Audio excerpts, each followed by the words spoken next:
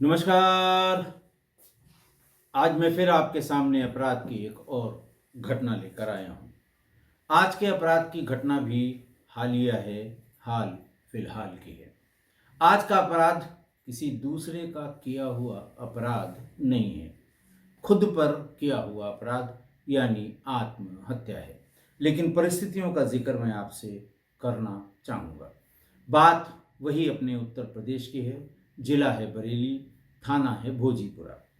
थाना भोजीपुरा के गांव मोहम्मदपुर ठकुरान में एक व्यवसायी सुरेंद्र सिंह ने अपने एक मित्र को अपना 6 मिनट 50 सेकंड का एक वीडियो शेयर किया। वक्त था शाम का कुछ 6-7 बजे। उसमें उसने तमाम अपनी पारिवारिक विसंगतियों के बारे में बात की और उसके बाद ये कहा कि मैं सुसाइड करने जा रहा हूँ। तुम अगर इस वीडियो को देख लेना तो कहीं किसी से कोई हेल्प लेने की ज़रूरत नहीं है। ये मेरा फैसला है और मैं सुसाइड कर लूँगा। ऐसा ठीक उसने किया भी। वीडियो भेजने के तुरंत बाद वो अपने कमरे में पंखे से लटक कर उसने अपनी जान दे दी। थोड़ा विलंब हुआ उसके मित्र को वो वीडियो देखने में। उसने फौरन इनके घर वालों को फ़ोन किया, दोस्तों को फ़ोन किया, आसपास रहने वालों को फ़ोन किया। सब बदहवास उसके उस कमरे में पहुंचे जो उसके व्यावसायिक जो उसका काम था उससे संबंधित उसका ऑफिस था। लोग वहां पहुंचे, दरवाज़ा भीतर से बंद था। ज़बरदस्ती तोड़ा और सामने देखा कि वो निर्जीव पंखे से लटका हुआ है। बात खराब थी, गंभीर थी। और जब उसके पास वीडियो भेजा गया था उसने फौरन वो वीडियो पुलिस को, परिवार को और जानने वालों को भेज दिया। ये घटना ठीक उसी तरह की निकली जिसने अभी इंटरनेट पर, समाचार पत्रों में और बाकी सूचना के माध्यम में सनसनी फैला दी थी अतुल सुभाष की। अतुल सुभाष एक एआई इंजीनियर थे और पत्नी से उनका जो विवाद था वो बिल्कुल नेक्स्ट लेवल का था, चरम सीमा पर था। और इस बहुत ही योग्य और बहुत ही अच्छे इंजीनियर ने अपनी जान दे दी। और अपनी जान देते समय उसने एक एक घटना, एक एक बात, उसके साथ बीती हुई एक एक मिनट की जो आपदा है उसके साथ, इन सब का जिक्र अपने 2 घंटे के लंबे वीडियो में किया था। ठीक वैसा ही सुरेंद्र सिंह ने भी किया, लेकिन वो बहुत शॉर्ट में, और सारी बातें उसने उसमें बता दी। उस वीडियो में उसने अपनी पत्नी, सास और पत्नी के जीजा पर उत्पीड़न के आरोप लगाए गए। स्वयं उसका अपना मकान इज्जत नगर थाना क्षेत्र की सैनिक कॉलोनी में था और वो अपना जहां व्यवसाय करता था उस गांव में उसने व्यवसाय के दृष्टिकोण से एक ऑफिस बना रखा था जो गांव मोहम्मदपुर ठकुरान में था। उसने अपने उस वीडियो में कहा कि मेरी ज़िंदगी गुज़र रही है, ठीक से गुज़र रही है, लेकिन मैं अकेला ही रह गया हूँ, मेरे साथ कोई नहीं है। साल 2020 में मेरी शादी हुई। मेरी भी ये तमन्ना थी कि ज़िंदगी सुख से गुजरेगी, पत्नी घर को संभालेगी और पत्नी को मैं अच्छे से बहुत प्यार से रखूँगा। लेकिन शादी के पहले ही मेरी पत्नी का किसी और से चक्कर था। उसकी माँ ने विदाई करते समय ये कह दिया था कि मेरी बेटी 15 दिन केवल ससुराल में रहेगी और 15 दिन अपने मायके में रहेगी। सास का ये फरमान मेरी कभी समझ में नहीं आया, लेकिन धीरे धीरे समझते समझते मैं समझ गया कि उन्होंने ये बात किस लिए कही थी। आखिरकार वही हुआ जो उसकी लड़की की, मेरी पत्नी की माँ ने कहा था। वो 15 दिन के लिए आती थी, ठीक 15 दिन ख़त्म होने के बाद मायके चली जाती थी, लेकिन आते समय वो 15 दिन वाला ख्याल नहीं रखती थी। कभी 1 महीने में आती थी, कभी 20 दिन में आती थी। खैर, पत्नी ने प्रेमी के साथ मिलकर पहले मेरे ऊपर तमाम केस करवाए, उत्पीड़न के केस, डोमेस्टिक वायलेंस के केस, तमाम तरह के केस, घर वालों का नाम भी उसमें जोड़ा। और फिर जब मैं परेशान हो गया तो उसने एक दिन ये कहलवाया कि 15-20 लाख रुपए देकर सुलह समझौता कर लो, वरना मैं तुम्हारी जिंदगी नरक कर दूंगी। कारण पूछने पर वो कोई कारण नहीं बताती थी। बहरहाल बहुत परेशान हो गया और उसके बाद फिर उसने अपने रिश्तेदारों से, परिवार माँ से, ससुराल में अपनी सास से, इन सब से इस मसले का कोई हल निकालने को कहा, लेकिन कोई हल नहीं निकला। वीडियो में वो ये कहता है कि शादी करके वो खुश रहना चाहता था। मेरी गलती क्या थी? लड़का होना बहुत बड़ा गुनाह है, क्योंकि आपकी सुनने वाला कोई नहीं है। कहने का आशय कि पत्नी जो कहेगी वही सही माना जाएगा, अदालतें उसी को सही ठहराएंगी, पुलिस थाना उसी को सही ठहराएगा। मेरी कोई सुनवाई कहीं नहीं हुई। जब मैंने चीज़ों को एक्सप्लेन करना चाहा तो न कानून और न पुलिस, दोनों में से किसी ने हमारी बात को नहीं सुना। इसलिए मैं जीना नहीं चाहता और मरने की हिम्मत मेरे अंदर नहीं है। लेकिन करूं क्या? हालात ऐसे आ जाते हैं कि कभी न कभी गलत कदम उठाने की ज़रूरत पड़ती है। मैं ये गलत कदम उठा रहा हूँ। मैं अपने मम्मी पापा को बहुत प्यार करता हूँ। सरकार से गुजारिश है कि मम्मी पापा को कतई परेशान न किया जाए, और ये भी कहा कि कृपया मेरे शरीर का पोस्टमार्टम न कराया जाए, उसको ऐसे ही मेरे माँ बाप को सौंप दिया जाए।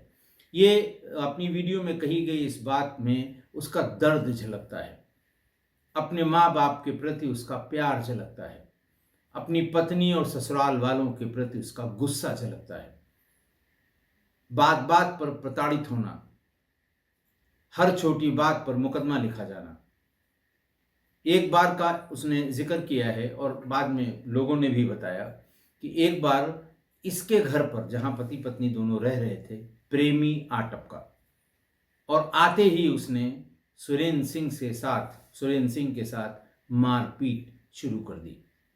उसे पीटा सिर्फ इसलिए कि तुम अपनी पत्नी को क्यों परेशान करते हो, जितना पैसा वो मांगती है वो देते क्यों नहीं। अब आप सोचिए, दाल भात में ये मूसरचंद, और वो भी इतने आक्रामक आखिर क्यों रहे होंगे? सिर्फ इसलिए कि उसको उस जो उसकी पत्नी थी, यानी इसकी प्रेमिका थी, उसका सपोर्ट था। बहरहाल पुलिस ने पोस्टमार्टम कराया, कानूनी मजबूरी है, और उसके माँ बाप को बताया कि उसे परेशान होने की ज़रूरत नहीं है। पुलिस कुछ न उससे पूछताछ करेगी, न उसके विरुद्ध कोई कार्रवाई करेगी, ताकि उस बच्ची की आत्मा को शांति मिले। आज की घटना देखिए, अतुल सुभाष जो एआई इंजीनियर था, बड़ा जिसको इंटेलिजेंट इंजीनियर था, पूरे देश ने उसके उस वीडियो को सुना होगा, उसकी व्यथा को समझा होगा, उसकी परेशानी को समझा होगा। कैसे 30-30, 40-40 बार मुकदमे की पैरवी में, पेशी में उसे कोर्ट के लिए आना पड़ता था, किस तरह से कोर्ट में उसे धमकाया जाता था, लेकिन वो हिम्मत नहीं हारता था अपने माँ बाप के लिए। अपने माँ बाप, चूँकि हर मुकदमे में उसके माँ बाप को भी अभियुक्त की श्रेणी में लाया गया था, तो वो उनके लिए परेशान हुआ करता था। कानूनी लड़ाई बड़ी मजबूती से लड़ी उसने, लेकिन वही हुआ जो इसने, सुरेंद्र सिंह ने कहा है कि न पुलिस सुनने को तैयार थी, न कानून सुनने को तैयार था। इसलिए मजबूर होकर अपने जीवन को समाप्त कर रहा हूँ। ठीक वैसा ही सुरेंद्र सिंह के साथ हुआ। उसने भी 6 मिनट का एक वीडियो मरने से पहले बनाया और अपने मित्र को भेजकर पंखे से लटक कर अपना जीवन समाप्त कर लिया। उसने अपने वीडियो में वही सब कुछ बताया जो मैंने भी आपको बताया, कि शादी से पहले पत्नी का किसी और से संबंध था। ये बात उसके सास को जरूर पता थी, तभी सास ने विदाई के समय ये शर्त रखी थी कि ये 15 दिन ससुराल रहेगी, 15 दिन मेरे पास रहेगी। कौन ऐसी शर्त रखता है? लड़की की विदाई के समय कोई ये शर्त क्यों रखता है? कभी नहीं रखता। मेरी जानकारी में ऐसा नहीं है। ज़्यादा से ज़्यादा जो सधे हुए वाक्य हैं, कहे जाते हैं, सीधी है, संभाल के इसको रखिएगा, और ये परेशान नहीं करेगी, कोई बात हो तो बताइएगा, इस तरह की बात, ताकि जैसे मैं अपनी बेटी को आपके परिवार को सुपुर्द कर रही हूँ, इसकी देखभाल और इसकी देखभाल की जिम्मेदारी आपकी है। कहीं कोई दिक्कत हो तो हमें ज़रूर बता दिया जाए। लेकिन ये 15-15 दिन वाली बात मैंने कभी नहीं सुनी कि शादी वाले जिस दिन विदा होकर लड़की जा रही हो, उसी दिन माँ ये कहे कि ये 15 दिन वहाँ रहेगी और 15 दिन यहाँ रहेगी।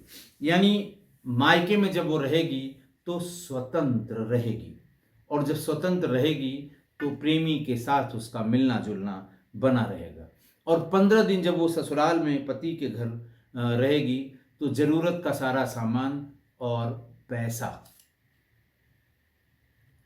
वो उनसे ले लेगी, और उसके बाद फिर मायके आ जाएगी अपने प्रेमी के साथ स्वतंत्र रूप से मिलने जुलने आने जाने के लिए। यानी 15 दिन जब वो अपने पति के यहाँ रहेगी तो पति को एटीएम की तरह इस्तेमाल करेगी। यानी मायके से जब भी आएगी वो एटीएम में जाएगी, एटीएम के बॉक्स में, और वहाँ से पैसा लेगी, ज़रूरत का सामान लेगी और फिर चली आएगी। जब ये बात घर में पता थी, लड़की की माँ को पता थी, नेचुरली सबको पता रही होगी, तो उसकी शादी क्यों कराई? उसी प्रेमी से शादी करा देती, दोनों खुश रहते, किसी को कहने का कुछ न रहता। लेकिन प्रेमी शायद उतना धनाढ्य नहीं था, पैसों की उसके पास कमी थी, या पर्याप्त पैसे भी रहे होंगे तो इस व्यापारी के पास ज़्यादा पैसा था, लिहाजा पैसे के लिए ये शादी की गई कि पैसा वहाँ से ले आएगी, रही इसके साथ। ऐसी सोच एक माँ की हो सकती है, ये बड़ा मुश्किल है। क्या परिस्थितियाँ थीं, क्यों ऐसा उसने किया, ये वही बता सकती हैं। तो सुरेंद्र सिंह से शादी करा दी गई, जबकि अच्छा या आइडियल यही होता कि जिससे उसके संबंध थे उसी से उसकी शादी करा दे।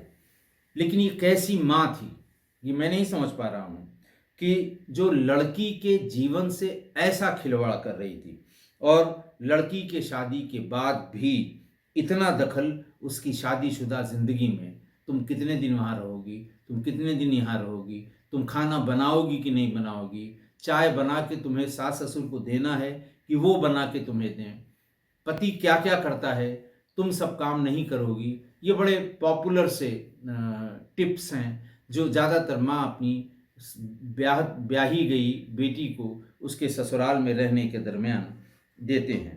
तो मैंने ये भी देखा है कि शादी होने के बाद लड़की जब अपने ससुराल चली गई, उसके बाद उसकी माँ और पिता जो रनिंग कमेंट्री ससुराल में करते रहते हैं, जहाँ जहाँ ये रनिंग कमेंट्री हुई, सुबह 6 बजे से शुरू हो गई, रात में सोने तक रनिंग कमेंट्री चल रही है, वहाँ पर वो दरअसल वो अपनी बेटी की ज़िंदगी को आसान नहीं, खराब कर रहे हैं।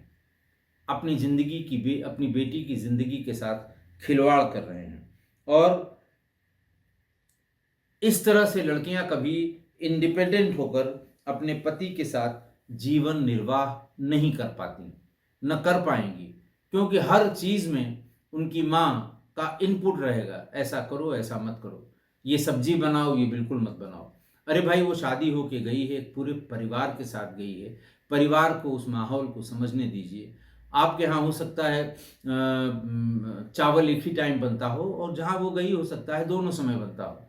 आप कैसे उसको कह सकते हैं कि नहीं एक ही टाइम बनाओ? तो उसे उस परिवार में, उस परिवेश में ढलने दीजिए, उसे इंडिपेंडेंट होकर अपनी तरह से, अपनी सोच से अपना काम करने दीजिए। क्यों उसकी ज़िंदगी बर्बाद करने पर लगी हुई हैं अपने टर्म्स डिक्टेट करके? ऐसा नहीं करते, वैसा नहीं करते, करने दीजिए। जहाँ बहुत दिक्कत हो वहाँ आप अपनी सही राय बिल्कुल दे सकती हैं। आप बच्ची है, आपकी बिटिया है, लेकिन ज़बरदस्ती हर चीज़ में, हर बात में अपनी राय देकर उसे कभी अपने हिसाब से, अपने दिमाग से चलने का मौका नहीं देती, और वो पति के साथ उसे जीवन निर्वाह करने में बड़ी कठिनाई इसीलिए होती है।